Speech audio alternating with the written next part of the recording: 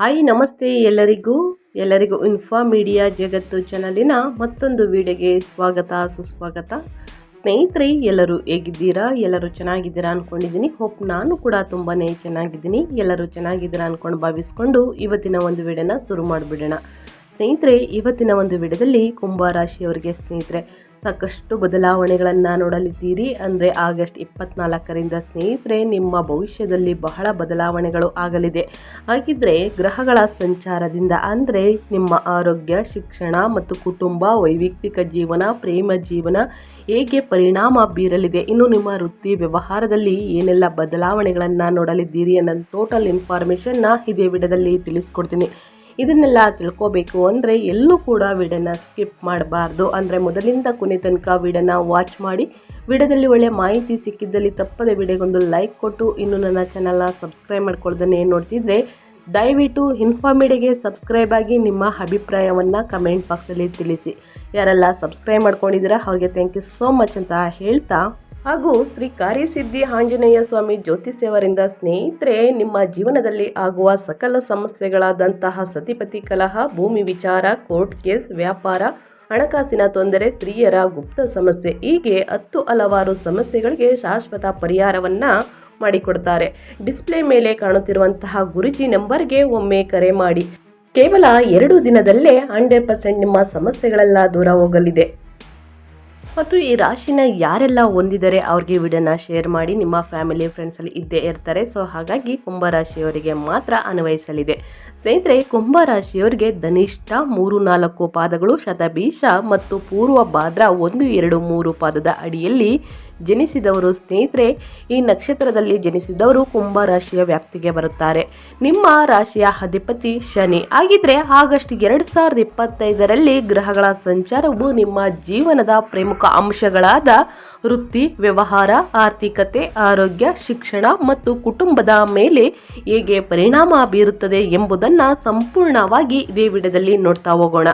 ಒಟ್ಟಾರೆಯಾಗಿ ಹೇಳಬೇಕು ಅಂದರೆ ಸ್ನೇಹಿತರೆ, ಗ್ರಹಗಳ ಸಂಚಾರ ಹೇಗಿರಲಿದೆ ಅಂದರೆ ಶನಿ, ನಿಮ್ಮ ರಾಶಿಯ ಅಧಿಪತಿ ಶನಿ ಮೀನ ರಾಶಿಯಲ್ಲಿ 2ನೇ ಮನೆಯಲ್ಲಿ ಇರುತ್ತಾರೆ. ಇನ್ನು ಆಗಸ್ಟ್ 24ರಿಂದ ಸ್ನೇಹಿತರೆ ಬಹಳ ಅದೃಷ್ಟ. ಯಾಕಂದರೆ 7 ರಾಶಿ ಶನಿಯ ಕೊನೆಯ ಹಂತ. ಸೊ ಹಾಗಾಗಿ ಕುಂಭ ರಾಶಿಯವರಿಗೆ ತುಂಬಾ ಅದೃಷ್ಟ ಸ್ನೇಹಿತರೆ. ಇನ್ನು ಕೇತು ನಿಮ್ಮ ರಾಶಿಗೆ 7ನೇ ಮನೆಯಲ್ಲಿ ಸಿಂಹ ರಾಶಿಯಲ್ಲಿ ಸಂಚರಿಸುತ್ತಾರೆ. ರಾಹು ನಿಮ್ಮ ರಾಶಿಯಲ್ಲಿ 1ನೇ ಮನೆಯಲ್ಲಿ ಸಂಚರಿಸುತ್ತಾರೆ. ಇದು ಜನ್ಮ ರಾಹು ಅಂತಲೇ ಹೇಳ್ಬೋದು. ಗುರುಬಲ ಹೇಗಿರಲಿದೆ ಅಂದರೆ ನಿಮ್ಮ ಧನ ಮತ್ತು ಲಾಭಾಧಿಪತಿಯಾದ ಗುರು ಈ ತಿಂಗಳ ಪೂರ್ತಿ ಮಿಥುನ ರಾಶಿಯಲ್ಲಿ 5ನೇ ಮನೆಯಲ್ಲಿ ಇರುವ ಕಾರಣ ಅತ್ಯಂತ ಶುಭಪ್ರದ ಅಂತಲೇ ಹೇಳ್ಬೋದು. ಯಾವುದೇ ವ್ಯವಹಾರದಲ್ಲಿ ಮತ್ತು ವ್ಯಾಪಾರದಲ್ಲಿ ಲಾಭವನ್ನು ನೋಡಲಿದ್ದೀರಿ ಸ್ನೇಹಿತರೆ.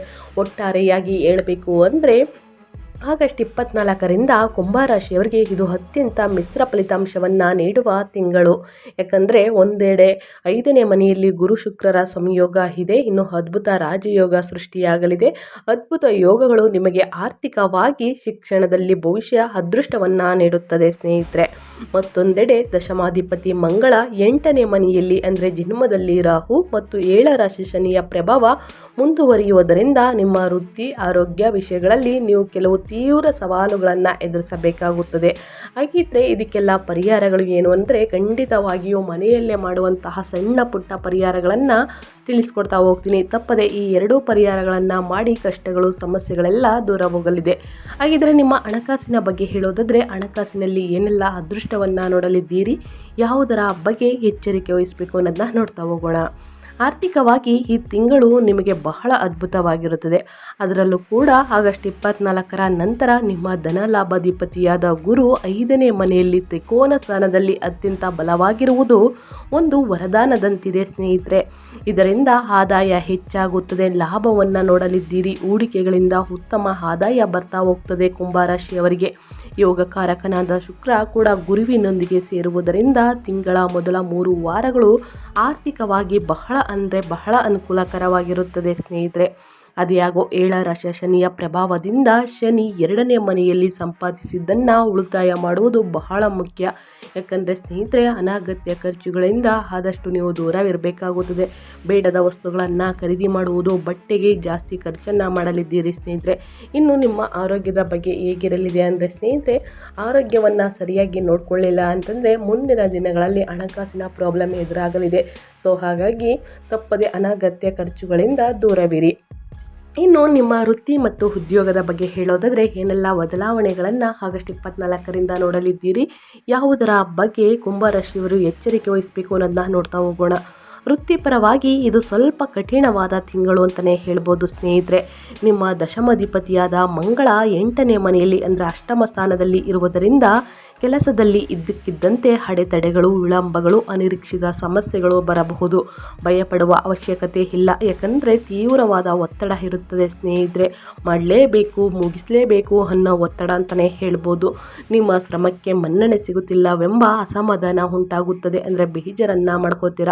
ಆಗಸ್ಟ್ 24ರ ನಂತರ ಸೂರ್ಯನು 7ನೇ ಮನೆಯಲ್ಲಿ ಬಲಗೊಳ್ಳುವುದರಿಂದ ನಿಮ್ಮ ಸಾರ್ವಜನಿಕ ಇಮೇಜ್ ಸುಧಾರಿಸುತ್ತದೆ.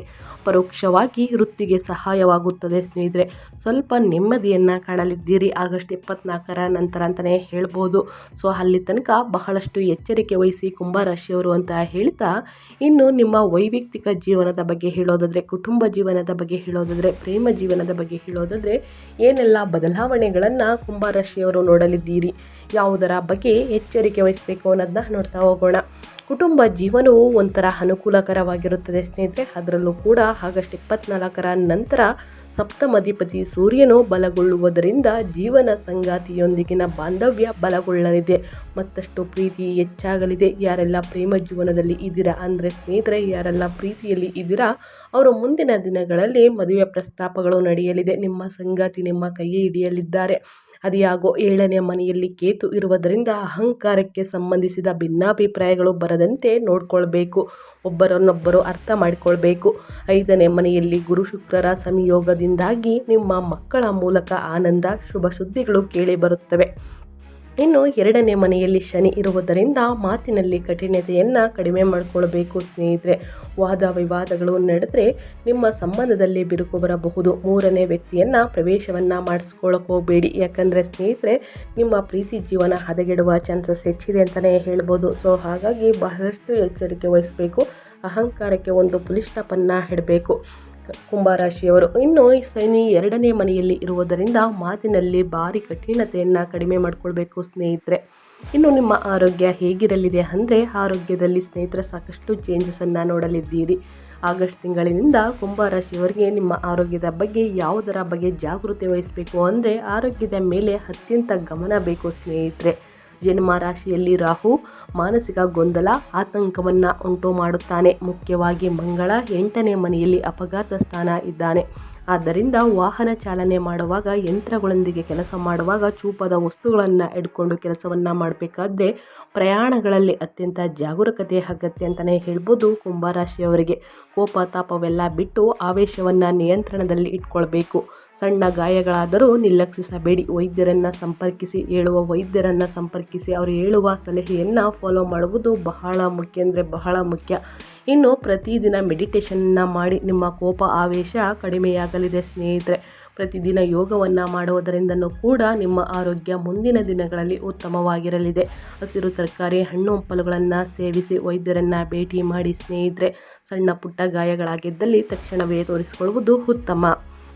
ಇನ್ನು ನಿಮ್ಮ ವ್ಯವಹಾರದ ಬಗ್ಗೆ ಹೇಳೋದಾದರೆ ಏನೆಲ್ಲ ಬದಲಾವಣೆಗಳನ್ನು ನೋಡಲಿದ್ದೀರಿ, ಯಾವುದರ ಬಗ್ಗೆ ಎಚ್ಚರಿಕೆ ವಹಿಸಬೇಕು ಅನ್ನೋದನ್ನ ನೋಡ್ತಾ ಹೋಗೋಣ ಸ್ನೇಹಿತರೆ. ವ್ಯಾಪಾರಸ್ಥರಿಗೆ ಇದು ಮಿಶ್ರ ಸಮಯ ಅಂತಲೇ ಹೇಳ್ಬೋದು.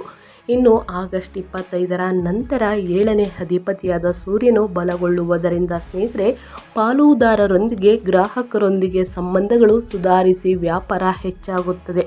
ಅದ್ಯಾಗೋ 8ನೇ ಮನೆಯಲ್ಲಿ ಮಂಗಳನ ಸಂಚಾರದಿಂದಾಗಿ ಆಕಸ್ಮಿಕ ನಷ್ಟಗಳು ಅಥವಾ ಅಡೆತಡೆಗಳು ಎದುರಾಗುವ ಸಾಧ್ಯತೆ ಇದೆ.